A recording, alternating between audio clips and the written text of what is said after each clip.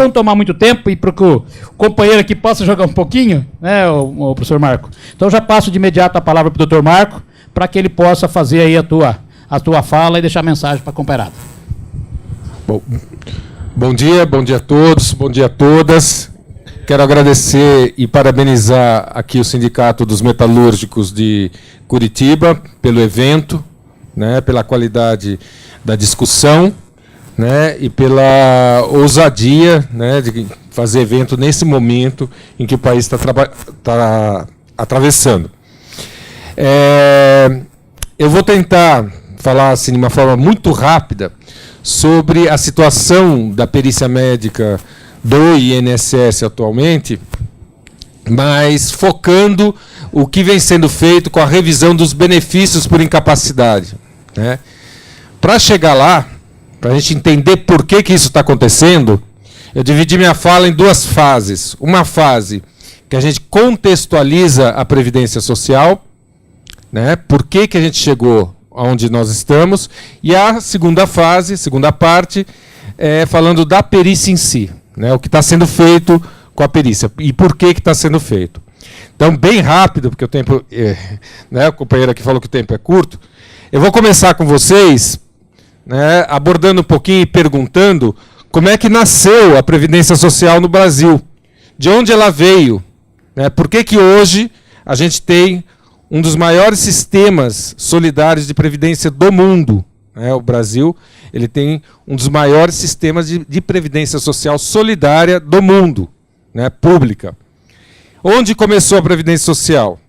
Bom, começou com a abolição da escravatura, quando o trabalhador brasileiro passa a ter o direito de vender a sua força de trabalho e negociar. E com essa força de negociação, ele começa a exigir condições de trabalho, exigir salário, né, exigir o direito de sobreviver após a velhice, esgotada a sua capacidade laboral, né, direito de descanso, de jornada de trabalho, né, tudo isso, a partir da abolição da escravatura, passa a ser objeto de negociação, né, dos trabalhadores que começaram a ter o direito de vender a sua força de trabalho no começo do século XX. E esses trabalhadores se organizaram, e se organizaram muito. Tanto aqueles trabalhadores ex-escravizados, que já lutavam há mais de 300 anos pela abolição da escravatura, né, como os trabalhadores que no começo do século passado começaram a vir para o Brasil, trabalhadores não mais importados da África, mas importados da Europa. E essas duas categorias, com diferentes origens históricas, se juntam para formar o que hoje é a classe trabalhadora brasileira. E começam a exigir direitos no começo do século XX. Então, esses direitos foram conquistados com muita luta e com muita morte. Eu vou citar aqui só para ilustrar, né, para a gente entender que o que está em jogo na Previdência Social, né, é uma luta de mais de um século, né, a partir da abolição da escravatura, e que custou muitas vidas, né? Então, aqui, só para ilustrar, essa aqui é a greve geral de 1917, né? Houveram várias greves no começo do século XX, mas essa foi marcante, foi uma grande greve, né? Ela completou 100 anos o ano passado. É uma greve que reivindicava por condições de trabalho, jornada de trabalho, direito da mulher trabalhadora, né? Trabalho da criança, a necessidade de se regulamentar o trabalho da criança, né? E começava a brigar por condições de trabalhos dignas e justas, né? Saúde no trabalho, né? As pautas de reivindicações dessas greves já montavam, já se estruturavam, né, por uma briga que dura até hoje. Nós estamos aqui nesse momento fazendo isso, por condições de trabalho dignas e que o trabalho não fosse motivo de adoecimento e morte. Tá? Isso não começa hoje. Tá? Nós somos produto histórico do que já começou há muito tempo. E tem aqui a greve de 1917, a gente pode ver que tem muitos imigrantes. Essa foto aqui foi retirada no Largo da Concórdia, uma região que na época era só imigrantes, né? A greve em São Paulo tinha pouco mais de 400 mil habitantes, paralisou 100 mil trabalhadores. Essa greve se estendeu para o Rio de Janeiro, seguiu aqui para o Paraná, seguiu para o estado de São Paulo inteiro e foi até o Rio Grande do Sul. Existem vários relatos da greve de 17 em Porto Alegre e Caxias do Sul.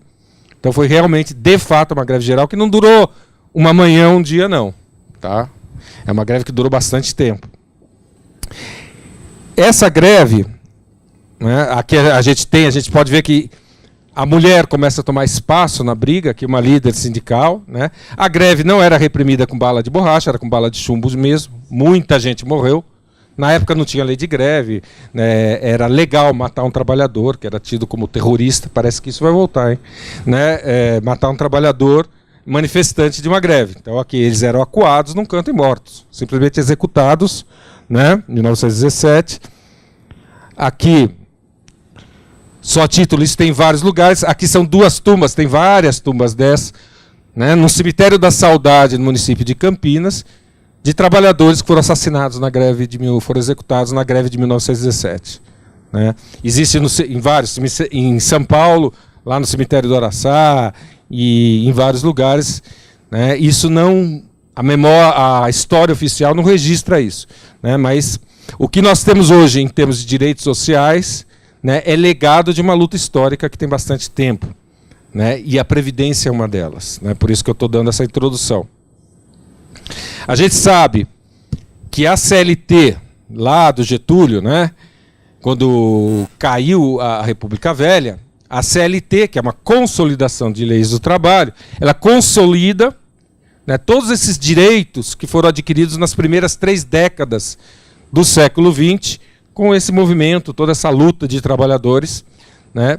E o direito à aposentadoria, o direito, uma das primeiras leis previdenciárias que nós tivemos, antes ainda da lei de aposentadoria, foi a lei de indenização sobre acidentes de trabalho em 1919. Né? Se teve essa lei, porque teve briga. Se teve briga, porque havia reivindicação por condições de trabalho dignas.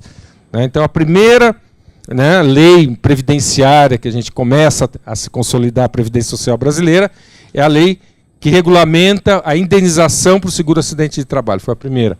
Né? Depois a gente tem a Lei Eloy Chaves, que é o marco inicial da Previdência Social brasileira, que cria as CAPs, Caixas de Aposentadoria e Pensão. Né? Então, o trabalhador passa a ter direito a sobreviver na velhice. Antes ele não tinha esse direito. Né? Ele conquista isso. Né? A CAPs, né? As CAPs. Né? A gente vai ver que em 1930, quando o Getúlio Vargas toma posse, né, do governo por meio de um golpe de Estado, né, ele consolida as leis do trabalho, essas conquistas todas aqui, entre várias outras.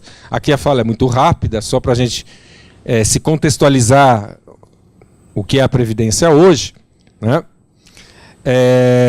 O Getúlio Vargas ele vai avançar nesse modelo previdenciário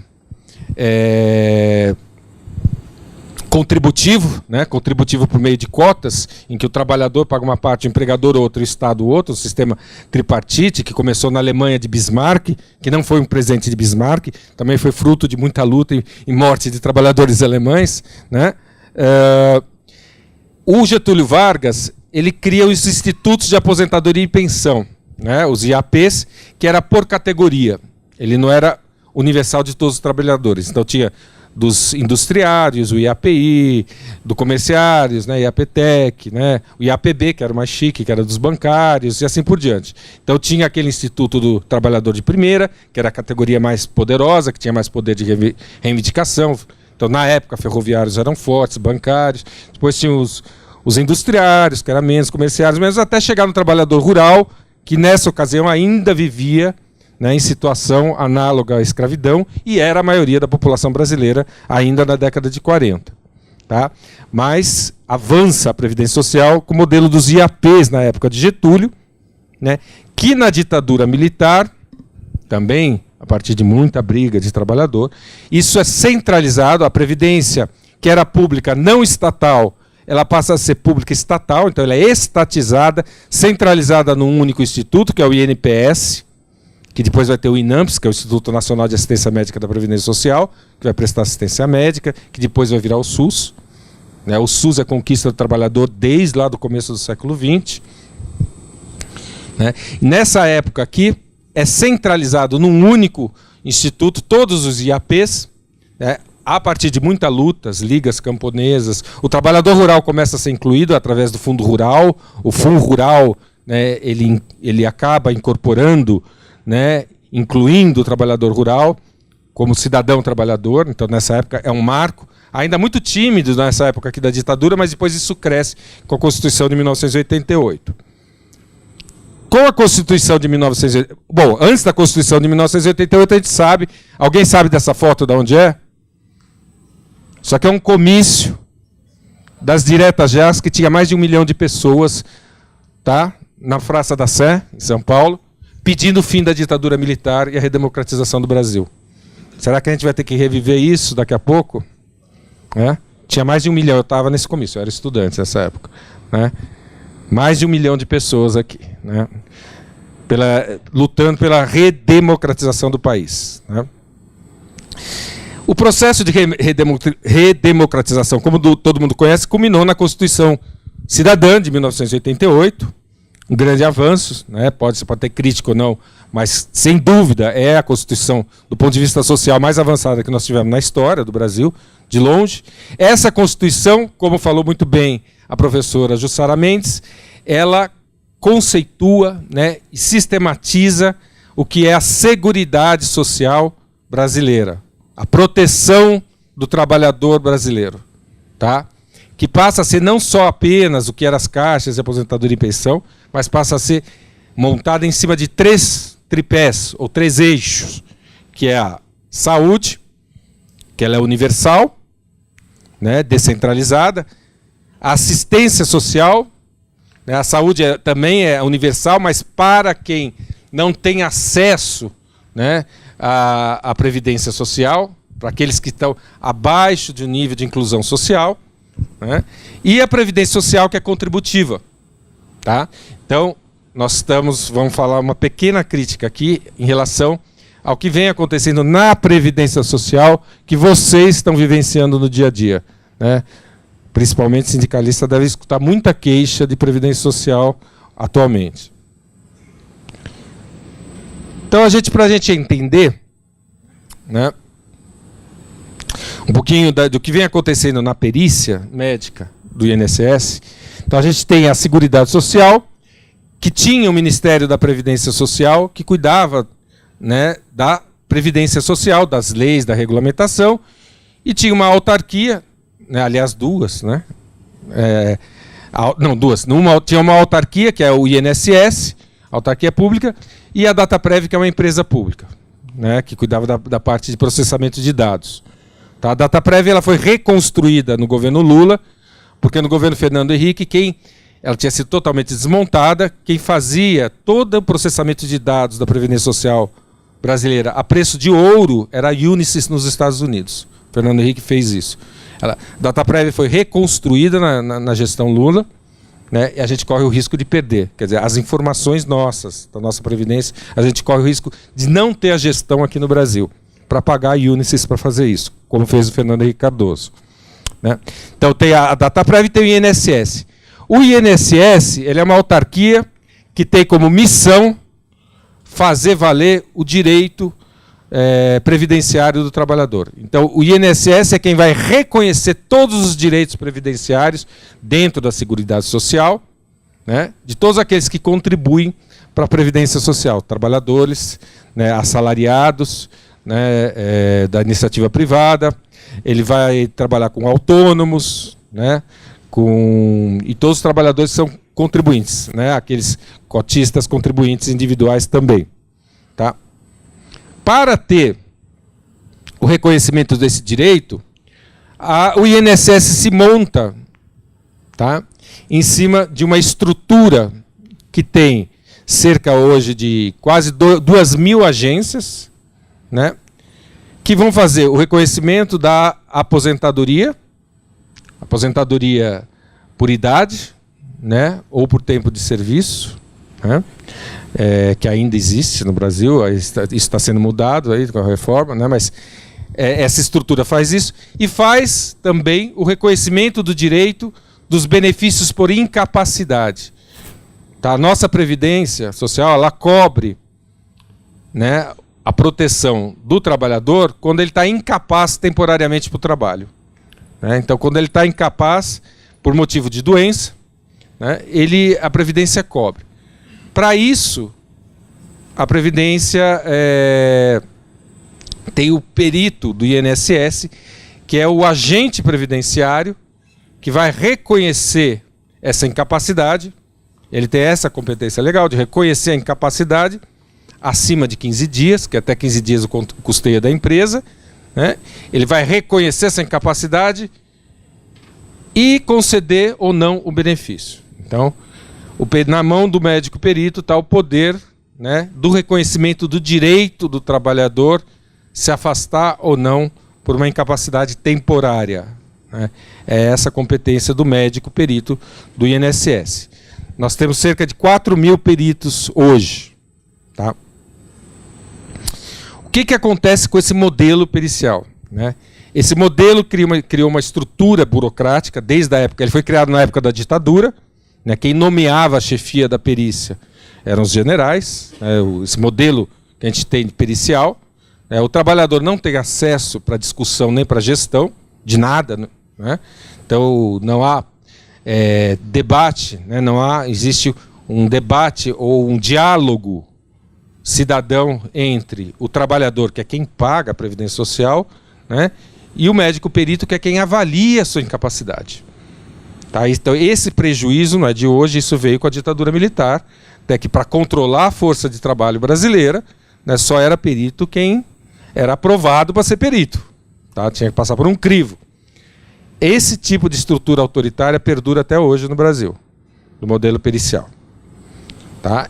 Esse perito, né, ele vai avaliar o trabalhador, escutar o trabalhador, olhar um prontuário que ele vai ter de exames médicos e a história, né, que ele tem da doença dele, e ele vai julgar se esse trabalhador tem capacidade ou não para o trabalho. Vai fazer esse julgamento, esse juízo. Tá? Isso está na mão do perito. O que acontece com essa estrutura, que é uma estrutura que está... Esse modelo que é completamente caduco. Tá? Ele foi criado na época da ditadura porque se queria um controle muito rígido da força de trabalho. Tá? Um controle muito, muito rígido da força de trabalho. Então tinha lá o perito, que era uma pessoa de confiança do poder, para controlar isso. Era viável ter peritos suficientes, porque, na época, nem 20% da força de trabalho brasileira era formalizada. Então, você não precisava de uma estrutura tão grande. Tá?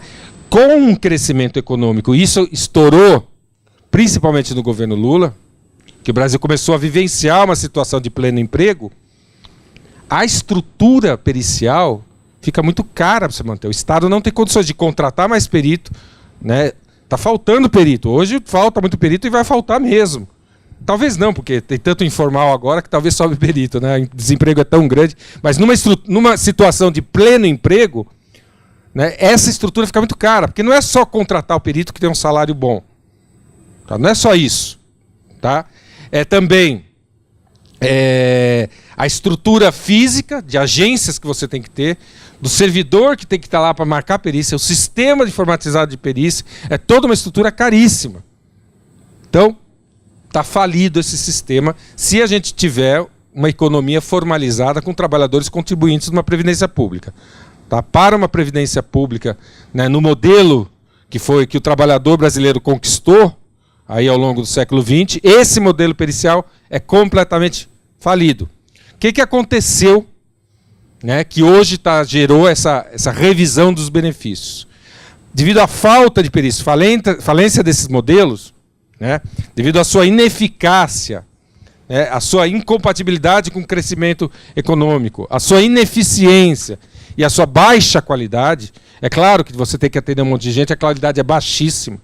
Né, dentro daquela estrutura autoritária, né, eu acho que não vai dar tempo de ler aqui, mas eu selecionei algumas queixas, né, de trabalhadores, de peritos humilhando o trabalhador, mas humilhando mesmo, né, porque não existe diálogo, a estrutura foi criada lá na época da ditadura militar. Então esse modelo está caduco. Né, o que aconteceu? Né, acumulou-se perícias médicas, A fila para fazer uma perícia começou a crescer, começou a ficar de meses para o camarada conseguir uma perícia. Todo mundo tem que fazer perícia, com mais de 15 dias. Né? O Brasil vivia uma situação de pleno emprego no governo Lula, vivia de fato. Né? Começou a acumular a perícia.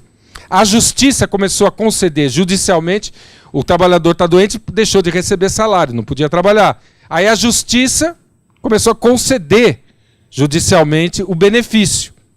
Isso foi acumulando. O que aconteceu? Opa! Socorro! Hã? Voltou? O que aconteceu? Né? Acumulou-se perícia.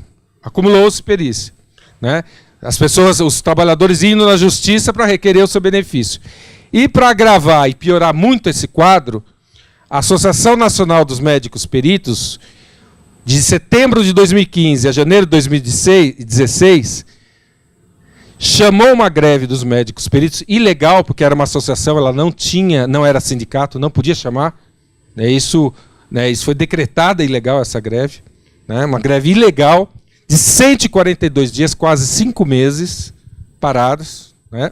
onde 1,3 milhões de perícias se acumularam.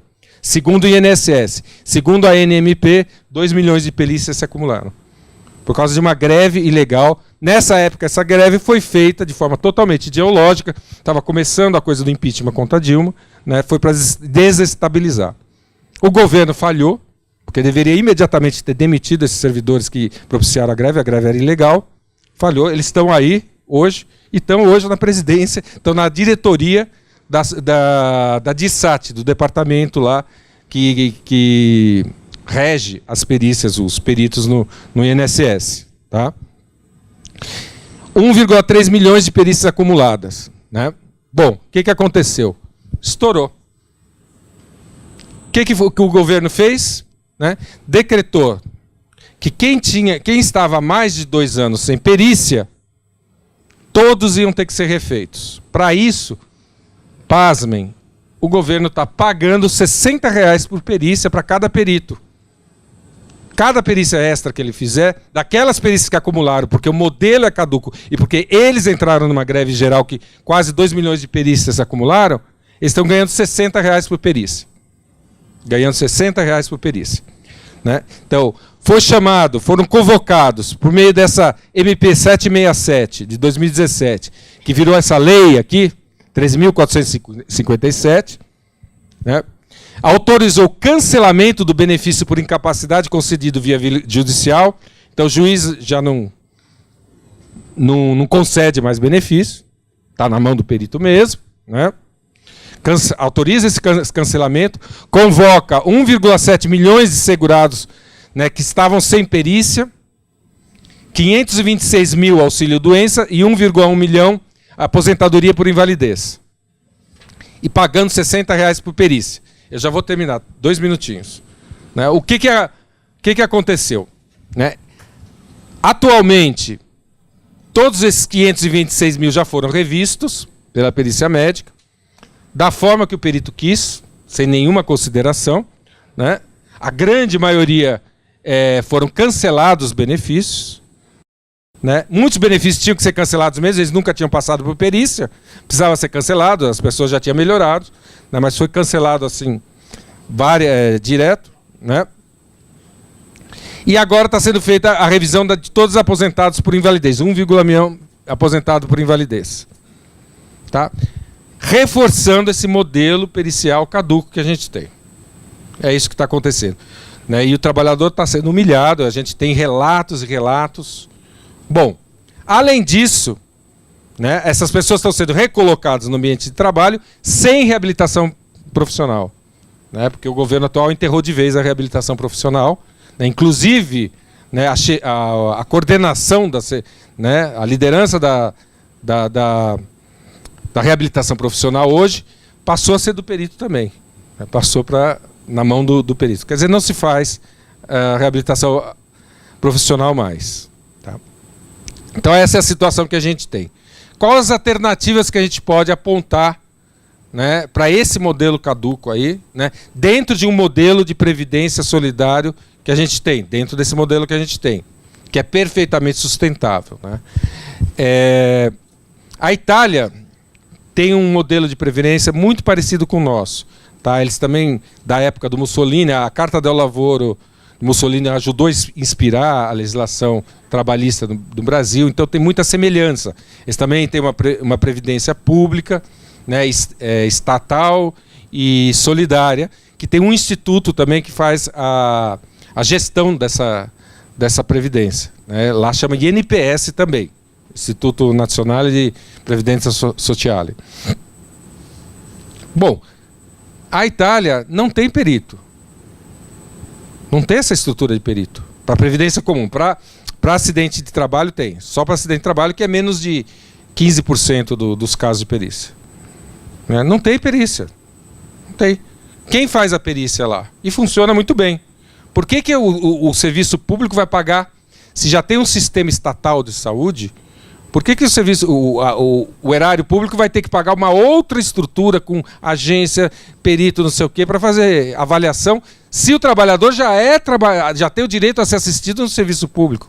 Quem faz a perícia para o INPS na Itália é o médico da família, que é um médico público, com fé pública, e conhece muito melhor as condições do trabalhador, se ele está simulando ou não, porque ele vai na casa do trabalhador ver.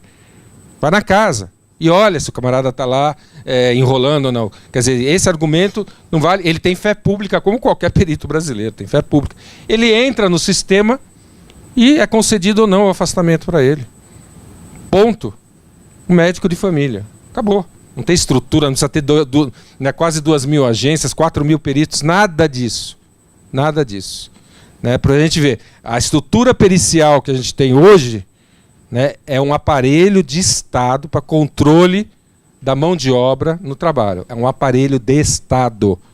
Tá? E as pessoas que estão lá estão, hoje, nessa associação, estão se servindo para isso. É um aparelho de Estado para controle. Porque para o controle da Previdência, ela é totalmente desnecessária. Desnecessária. Se a gente tiver um sistema público de saúde, como a gente tem no Brasil e tem na Itália, a gente tem, teoricamente, tem um médico que vai na casa do trabalhador, por que a gente vai ter uma outra estrutura paralela, cara, né, para esse controle? Bom, era isso que eu tinha para dizer. Desculpa aí se eu ultrapassei um pouco o tempo. Tá? Muito obrigado pelo convite, estamos à disposição.